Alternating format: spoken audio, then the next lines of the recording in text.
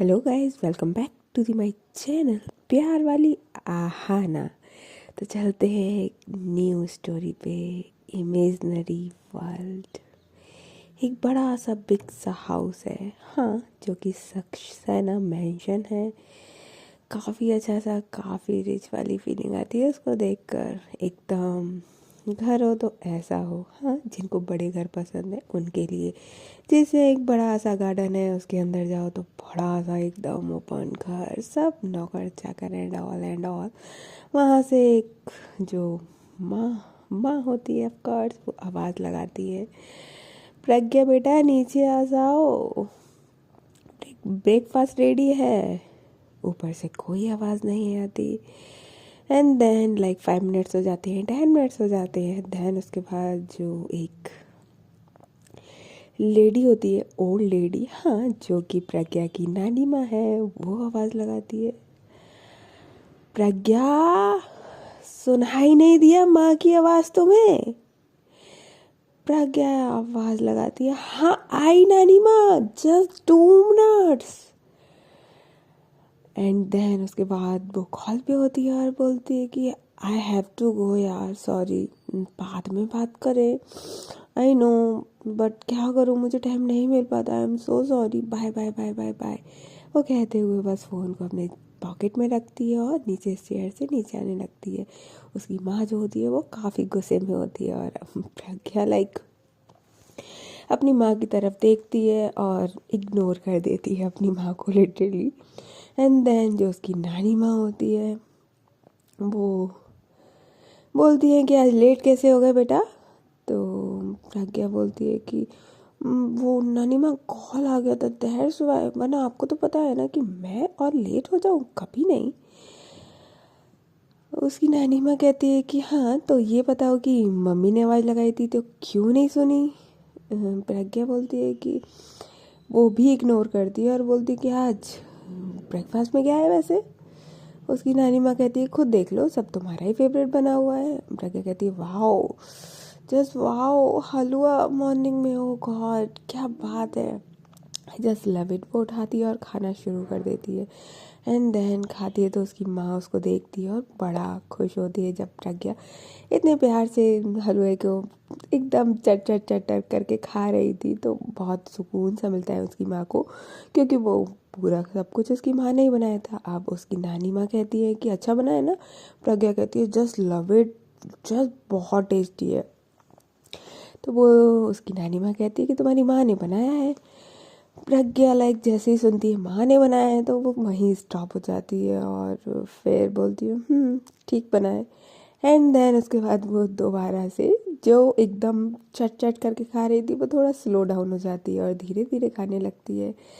उसकी माँ, नानी माँ कहती है कि बेटा, मुझे तुमसे बात करनी थी, सुनोगे? प्रज्ञा कहती है सॉरी नानी माँ, मुझे पता है कि आप किस बारे में बात करने वाले हो and I am really not interested, so please. उसकी जो नानी माँ होती है वो कहती है कि अरे बेटा सुन तो लो। उसकी माँ भी वहाँ होती है तो वो बोलती है प्रज्ञा बेटा ज़रा सुन तो लो नानी माँ की बात। प्रज्ञा बोलती है अपनी माँ से, हाँ, तो आप ही सुन लीजिए ना अपनी माँ की, क्योंकि मुझे सुनने का बिल्कुल शौक नहीं है। और वो वहाँ से उठती है और लिटरली जाने लगती है। ओह गॉड, इतनी बदतमीजी। उसकी माँ कहती है प्रज्ञा सुनो बेटा। प्रज्ञा बिल्कुल नहीं सुनती और वहाँ से ड्राइवर को बोलती है गाड़ी निकालो, किसका वेट कर रहे हो तुम? और लिटरली वो कार में बैठती है और बस फुर हो जाती है। गॉड, इतनी बदतमीजी। उसकी नानी माँ कहती है कि तुम्हारे ये प्यार ने इसको इतना बिगाड़ा हुआ है। उसकी माँ कहती है कि कहाँ, बस वो थोड़ी सी जिद्दी है, क्या कर सकते हैं अब, आपको तो पता ही है। उसकी नानी माँ कहती है तभी तो बोला है इसकी शादी करवा दो, बट सुनना किसको, अब तो इसकी पूरी स्टडी भी कंप्लीट हो गई, खुद की कंपनी बनानी। हमारी कंपनी में तो इस लड़की ने कभी ज़िंदगी में कदम तक नहीं रखा है और खुद का पूरा एक कंपनी बना के सीईओ बन के बैठी हुई है, फिर भी अब शादी नहीं करेगी तो कब शादी करेगी? उसकी माँ कहती है कि तो वही तो बात करनी थी, बट वो सुनती कहाँ है। उसकी नानी माँ कहती है तुमसे नहीं हो पाएगा, तुम रहने दो, मैं ही बात करूँगी इससे। तो उसकी माँ कहती है हाँ हाँ कर लो, मैंने कब बोला माँ मत करने को, आप पूरा पूरा ट्राई करो ना, हो सकता है आपके बस में तो आ ही जाए, मेरी बेटी मेरे बस की तो है नहीं। उसकी नानी माँ कहती है कि हाँ अच्छा है, कम से कम मेरी बेटी मेरे बस में तो है, तुम तो अपनी बेटी अपने बस में कर नहीं पाई। उसकी माँ कहती है हाँ हाँ ठीक है, लाइक उसकी माँ को बिल्कुल बुरा नहीं लगता, वो अपनी बेटी से बहुत प्यार करती थी और नानी माँ भी प्रज्ञा से बहुत प्यार करती थी सीरियसली। एंड देन उसकी नानी माँ जो होती है वो कहती है कि तो ठीक है, तो शुरू करो फिर, इसका ऐसा करते हैं मैट्रिमोनियन पे साइड पे इसकी आईडी बना देते हैं, बिल्कुल मस्त, वहाँ से लड़कियाँ आना शुरू हो जाएंगी, देन फिर शादी सहनाई और मज़ा आ जाएगा। अब लिटरली वो बिना पूछे उसकी वेबसाइट पे आईडी बना देते हैं, like profile biodata and all, पूरा पूरा सब कुछ मेंशन कर देते हैं और प्रज्ञा इन सब से बेखबर। और उसमें एक्चुअली नंबर जो होता है वो उसकी नानी माँ का दिया होता है, जो भी कांटेक्ट करना चाहे वो उसकी नानी माँ से कांटेक्ट कर लेगा। अब प्रज्ञा होती है तो प्रज्ञा तो ऑफ कोर्स वो जाती है अपने ऑफिस में, जैसे ही एंट्री करती है तो ऑफिस में वो काफ़ी स्वीट थी वो घर पे काफ़ी रूड थी, लेकिन ऑफिस में वो काफ़ी स्वीट थी। नॉर्मली मोस्टली लोग अपने घर में स्वीट होते हैं और बाहर रूड होते हैं, बट यहाँ प्रज्ञा के साथ उल्टा था, वो अपने घर में रूड थी बट बाहर बहुत स्वीट थी, सबके साथ काफ़ी अच्छे से स्वीटली मतलब बिहेव करना। कोई कह नहीं सकता था कि ये घर पे इतनी रूडली अपनी माँ और नानी माँ से बात करती होगी सीरियसली।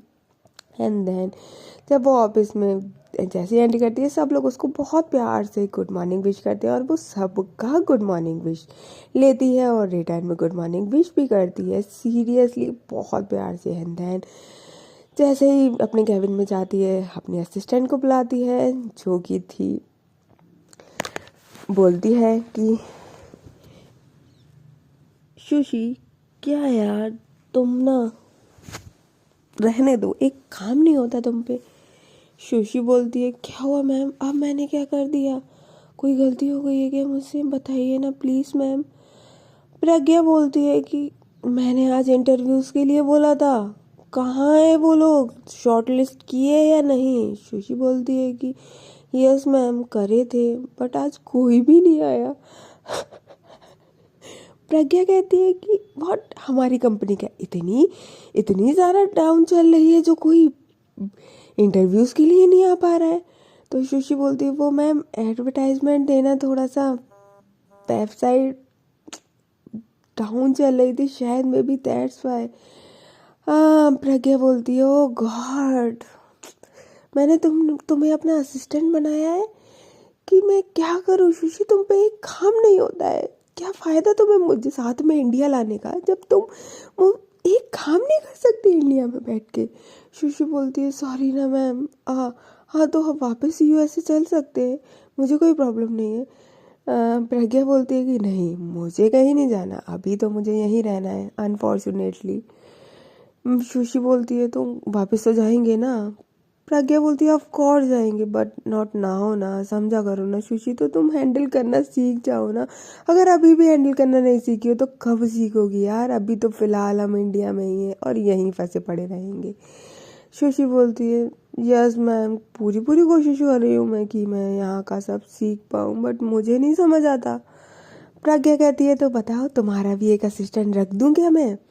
सुशी बोलती है नॉट बैड आइडिया मैम, वैसे अच्छा है, रख सकते हैं हम, आई डोंट माइंड प्रज्ञा कहती है ठीक है, तो उसके लिए भी इंटरव्यू लग के लिए वो एडवर्टाइजमेंट दे दीजिए आप। सुशी बोलती है या यहाँ पे असिस्टेंट के लिए नॉर्मली जो मैनेजर की पोस्ट है उसके लिए तो कोई आ नहीं रहा है, लाइक मेरे मेरे असिस्टेंट के लिए कहाँ से आ जाएंगे लोग।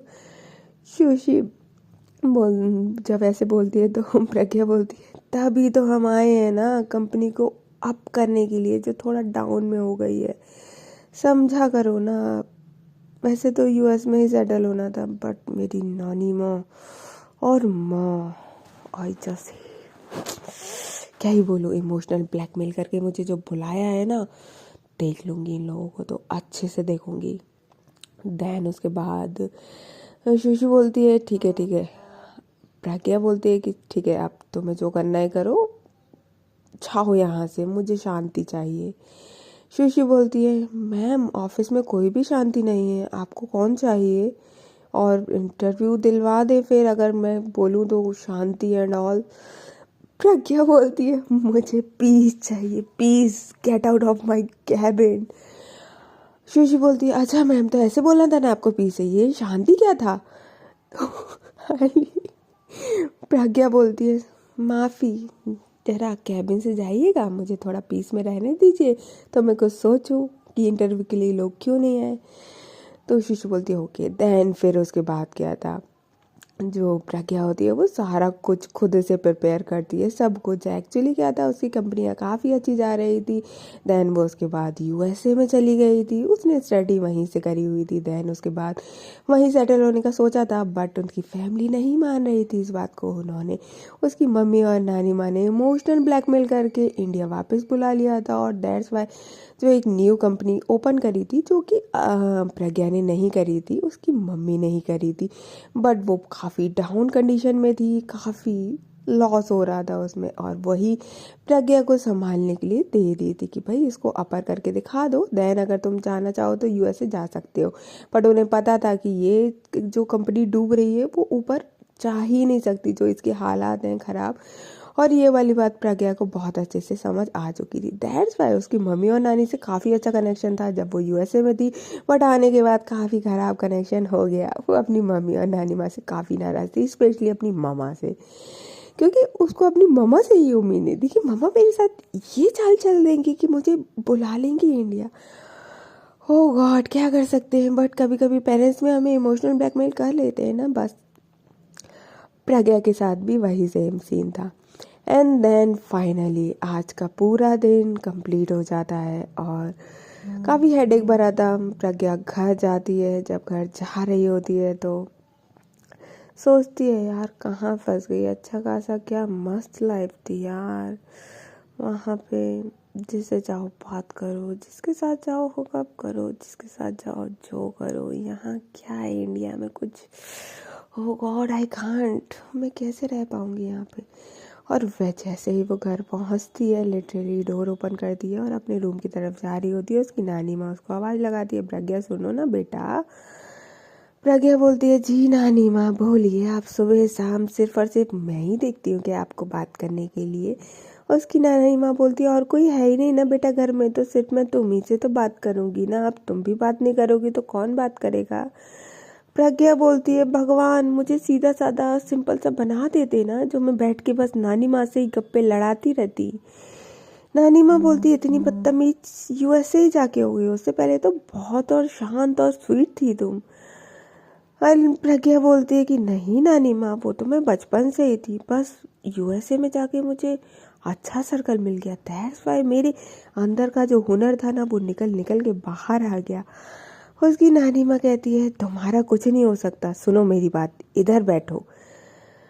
प्रज्ञा बोलती है फ्रेश हो जाऊँ, फ्रेशन अप, थोड़ा थक गई हूँ, आप बोलो तो डिनर टाइम पे बात कर ले।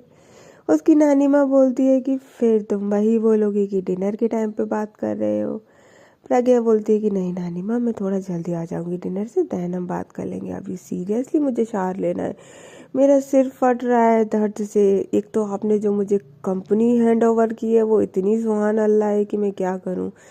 तो बस उसकी नानी माँ कहती है ठीक है ठीक है। अब लिटरली वो ऊपर जा रही होती है अपनी रूम की तरफ, उसकी माँ आती है और उसकी नानी माँ को कहती है, एक अपनी माँ को बोलती है कि क्या आप उनके पीछे पड़े रहते हो, वो लड़की बेचारी सुबह से गई है, काम करके आई है, वहाँ कंपनी की तो हालत आप जानते ही हो ना, फिर क्यों परेशान करना उसको। उसकी नानी माँ कहती है चुप रहे, अगर तेरे भरोसे रहे ना तो हो गया भाई, मेरे को तो इसकी शादी करवानी है, मुझे तो घर में बहू चाहिए एक, मुझे ऐसे नहीं रहा जा रहा, मुझे अपने नाती पोती खिलाने हैं। उसकी माँ कहती है आप जानो और आपकी नाती नहीं जाने, मुझे कोई मतलब नहीं है। उसकी नानी माँ कहती है हाँ हाँ, तो बस क्यों बीच में फिर इंटरफेयर करिए हम लोगों के, मैं देख लूँगी ना अपने हिसाब से। उसकी माँ जो होती है बोलती ठीक है जैसा आप बोलो, गलती हो गई जो मैंने आपसे बात कर ली। उसकी नानी माँ कहती है हाँ हाँ ठीक है। एंड लिटरली लाइक अब डिनर का टाइम होता है और उससे पहले प्रज्ञा ने बोला तो था कि वो आ जाएगी, बट प्रज्ञा वहाँ नहीं आती है। उसकी नानी माँ जो होती है वो आवाज़ लगाती है कि प्रज्ञा बेटा आ जाओ, तुमने तो बोला था जल्दी आ जाओगी। Pragya then finally of course वो फ़ोन पे ही बात कर रही थी और बोलती है I have to go again, and then bye bye bye करके वो नीचे आती है। जब वो नीचे आ रही होती है तो उसकी नानी माँ कहती है कि तुमने तो बोला था जल्दी आ जाओगी। प्रज्ञा बोलती है आप सॉरी मैं भूल गई थी, आप मुझे पहले आवाज़ लगा देती तो मैं पहले आ जाती। उसकी नानी माँ बोलती है बेटा मैं तुम्हारी माँ की भी ना माँ हूँ, तो मुझसे चालाकी मत किया करो। प्रज्ञा बोलती है हाँ सॉरी ठीक है, बोलिए क्या बात करनी थी आपको। तो बोलती कि डिनर कर लो पहले। तो बोलती अरे नहीं पहले आप बात बता लो। वहीं पे प्रज्ञा की माँ भी बैठी हुई थी। तो अब फाइनली उसकी नानी माँ बोलती है कि मुझे लगता है देखो अब तुम्हारा सब सेटलमेंट हो गया है तो तुम्हें शादी कर लेनी चाहिए। प्रज्ञा बोलती है शादी? शादी क्या कह रही हैं आप? शादी नहीं, नो नेवर, मेरे को कोई शादी वादी नहीं करनी, और मेरी नज़र में कोई भी लड़की नहीं है, मैं किससे शादी करूँगी, मैं किसी से प्यार नहीं करती। और यूएसए में कोई एक आध दो गर्लफ्रेंड्स है भी तो यार अब वो इंडिया थोड़ी आके बसेंगी मेरे लिए। सीरियसली शादी? नानी माँ बोलने से पहले सोच तो लिया करो आप। उसकी नानी माँ कहती है होता होगा तुम्हारे यूएसए में ये गर्लफ्रेंड और रहना बिना शादी के, इंडिया में नहीं होता है। यहाँ शादी एक पवित्र रिश्ता है जहाँ 7 फेरे में बंधोगे और 7 जन्म के लिए तुम पार्टनर्स हो जाओगे, ठीक है। तो यहाँ पे तो ऐसे ही चलता है। तुम्हें तुम्हारी नज़र में कोई लड़की नहीं है तो हम पसंद करके देंगे। प्रज्ञा बोलती है नानी माँ मैं आपके ज़माने की नहीं हूँ जो मैं आपकी पसंद से शादी कर लूँगी। आई डोंट वांट कि मुझे कोई पसंद आएगा मैं तभी शादी करूँगी। उसकी नानी माँ कहती है ऐसे नहीं होता बेटा, हमारी भी शादी ऐसे ही हुई थी, तुम्हारी मम्मी की भी शादी ऐसे ही हुई थी, और सबकी शादी ऐसी होती है। किसी को अगर कोई पसंद होता है तो वो उससे कर लेता है, नहीं होता है तो नहीं होता है। देन अब क्या चाहिए? प्रज्ञा बोलती है no no no no no, मुझे कोई पसंद आएगा मैं तभी करूँगी। उसकी नानी माँ कहती है मुझे नहीं पता, मैं जीते जी अपनी बहू देख के जाना चाहती हूँ। तुम्हें तो पता है मेरी तबीयत कितनी ख़राब रहती है, अगर ख़राब हो गई तो सोचो मैं बिना बहू की शक्ल देखे ऊपर ऊपर चली गई तो तुम्हें अच्छा लगेगा बेटा।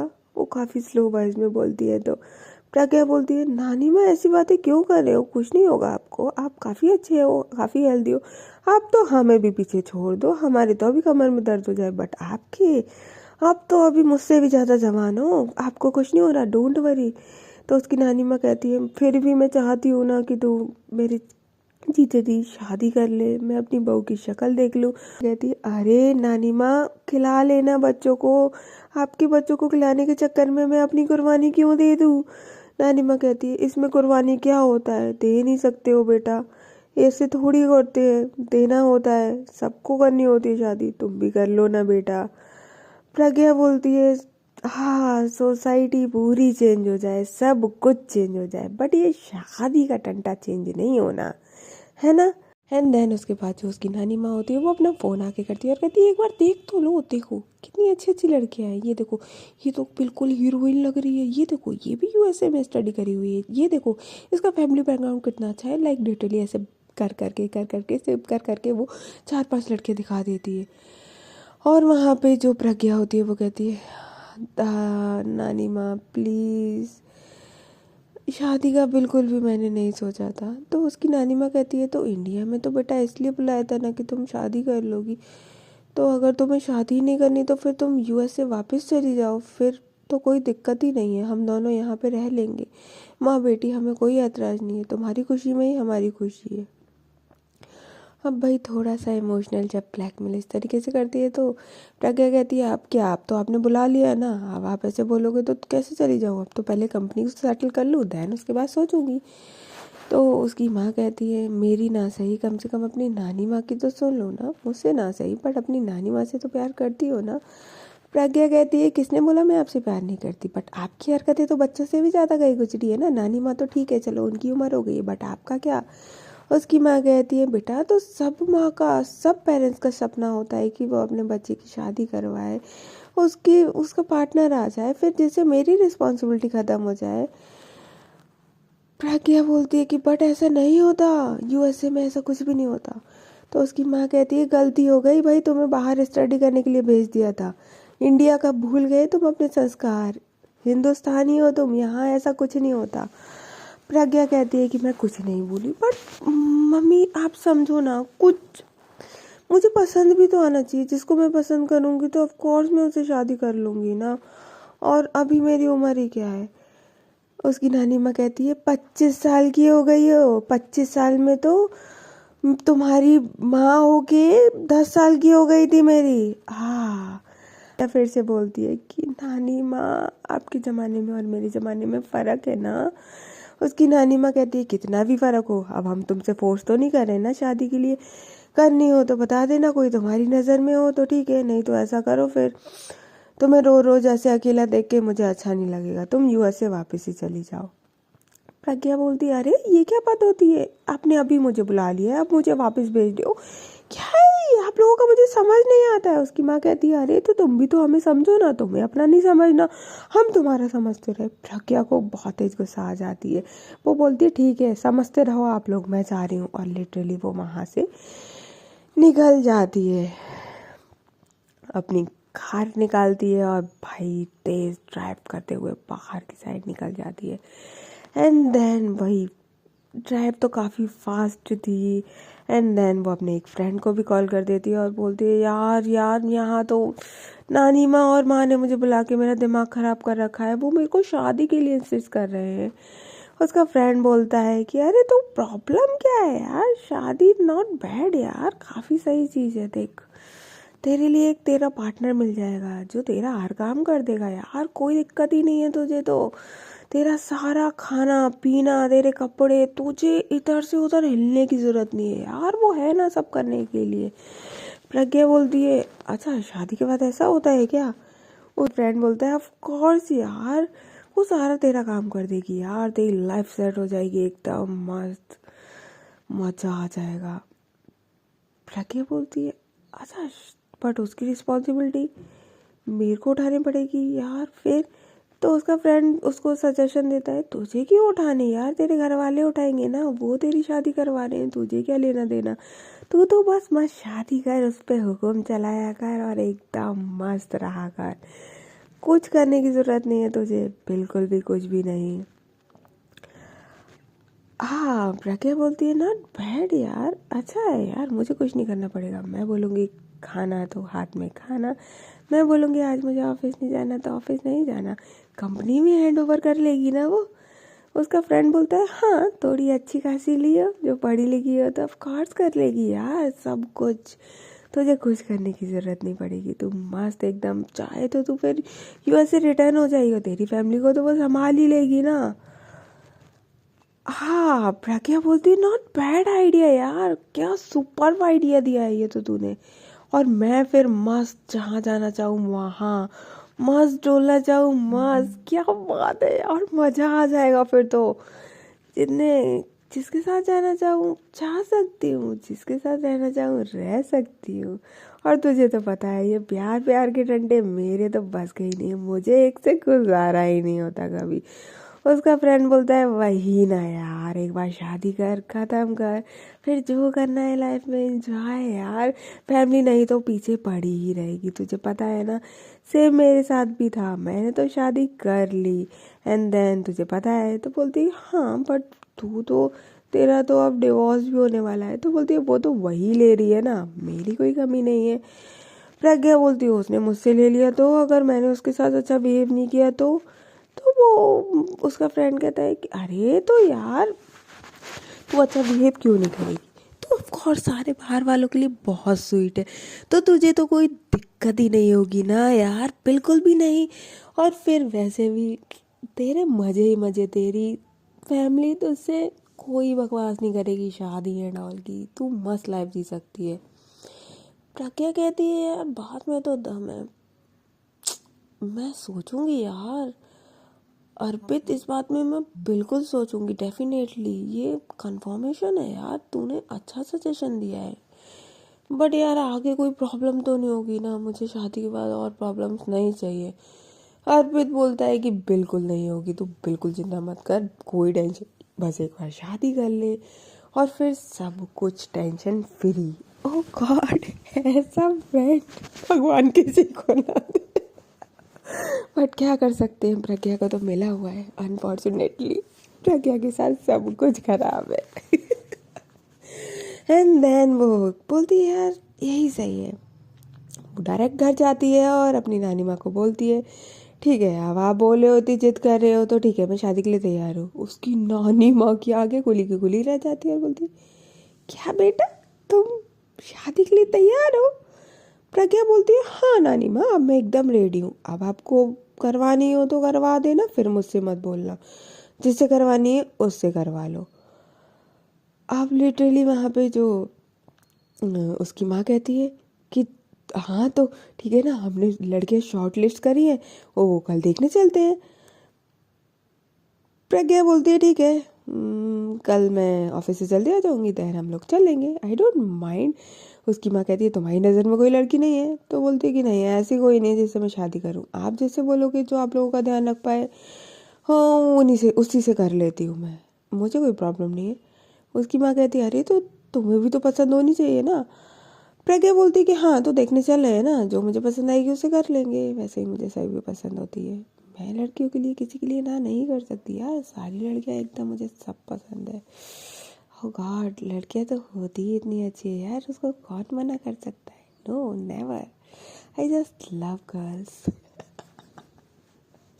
एंड देन उसके बाद वो नाइट में सोने चली जाती है।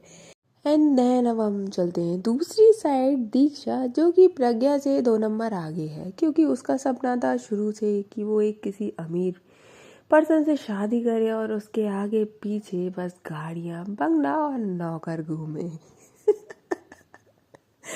दैट्स वाई एक्चुअली उसने स्टडी भी बस ग्रेजुएशन ही कंप्लीट किया था और उसके फैमिली मेम्बर्स ने बोला था कि आगे स्टडी कर लो, तो उसने साफ मना कर दिया था कि बस ग्रेजुएशन हो गई, अब मैं क्यों पढ़ूँ, मेरा पार्टनर पढ़ेगा। और उसने बस एक छोटी मोटी जॉब कर ली थी, जस्ट लाइक कि जब तक मेरी शादी नहीं हो रही तब तक मैं एक मोस्टली नॉर्मली छोटी मोटी जॉब कर लेती हूँ। बट उसके साथ उसका मैट्रिमोनियल साइट पे काफ़ी दिनों से प्रोफाइल पड़ा हुआ था, बट उसको तो चाहिए था एक अमीर जिससे वो हाँ कर सके और उसको हाँ कर दे। वो जितने भी अमीर पर्सन्स को शॉर्टलिस्ट करती थी सब इसको ना कर देती थी, ऑफ कोर्स, क्योंकि भाई लालच बुरी बला है। बट क्या कर सकते हैं, दीक्षा का भाई सबका अपना नेचर होता है।